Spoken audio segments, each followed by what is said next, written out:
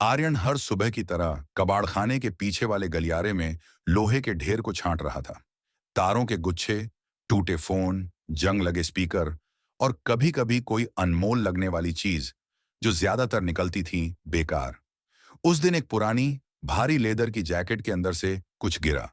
Copper colour की एक मोटी पुरानी पॉकेट वॉच। कोई ब्रांड नेम नहीं, कोई कंपनी का लोगो नहीं, बस डायल पर दो सुइयां और एक छोटा सा बटन नीचे की तरफ। जिज्ञासा में उसने बटन दबाया। दुनिया रुक गई। नहीं, समय नहीं रुका, बल्कि आगे बढ़ गया। आर्यन को लगा जैसे कोई ने उसकी आंखों के सामने 10 सेकंड का एक छोटा सा फिल्म रील चला दिया हो। वह देखता है खुद को ठीक 10 सेकंड बाद लोहे के एक बड़े टुकड़े के नीचे दबा हुआ। उसका बायां पैर जाम हो चुका है। वह चीख रहा है लेकिन आवाज नहीं निकल रही। और फिर अंधेरा। विजन खत्म हुआ। आर्यन की सांसें तेज हो गईं। उसने चारों तरफ देखा। अभी कुछ नहीं हुआ था।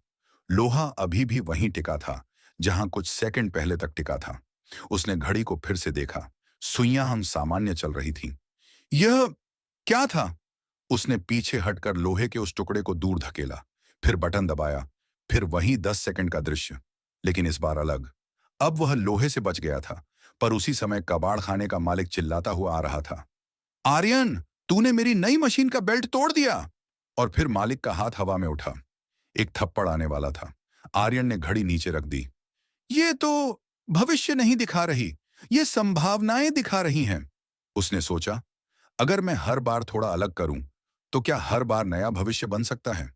अगले कुछ घंटे उसने प्रयोग किए। एक बार उसने बटन दबाया, देखा कि 10 सेकंड बाद वह पानी की बोतल गिरा देता है। बोतल से बचने के लिए उसने पहले ही हाथ बढ़ा दिया। दूसरी बार देखा कि वह सीढ़ी से गिरने वाला है। सीढ़ी से उतरने से पहले रुक गया। धीरे धीरे उसे एहसास हुआ, यह घड़ी उसे भविष्य नहीं बदलने दे रही। ये बस उसे एक छोटा सा मौका दे रही है कि वह उस भविष्य को टाल सके या उसे और बुरा बना सके। शाम ढलने लगी। आर्यन ने आखिरी बार बटन दबाया। इस बार का 10 सेकंड का विजन कुछ अलग था। वह देखता है खुद को ठीक 10 सेकंड बाद घड़ी को जमीन पर पटकते हुए।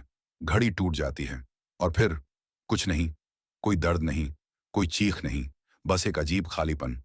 वह समझ गया, यह आखिरी संभावना थी। अगर वह घड़ी तोड़ देता है तो यह खेल खत्म। कोई और 10 सेकंड का चेतावनी नहीं आएगा। जीवन फिर से सामान्य हो जाएगा, बिना किसी पूर्व दर्शन के, बिना किसी चेतावनी के। आर्यन ने घड़ी को हाथ में लिया। उसकी उंगलियां कांप रही थीं। अगर मैं इसे नहीं तोड़ूंगा तो शायद कल के 10 सेकंड में मैं मर जाऊंगा। और अगर तोड़ दूंगा तो शायद जिंदगी फिर वही बोरिंग, अनिश्चित वाली रहेगी। उसने गहरी सांस ली, फिर धीरे से मुस्कुराया। शायद अनिश्चितता ही असली जिंदगी है।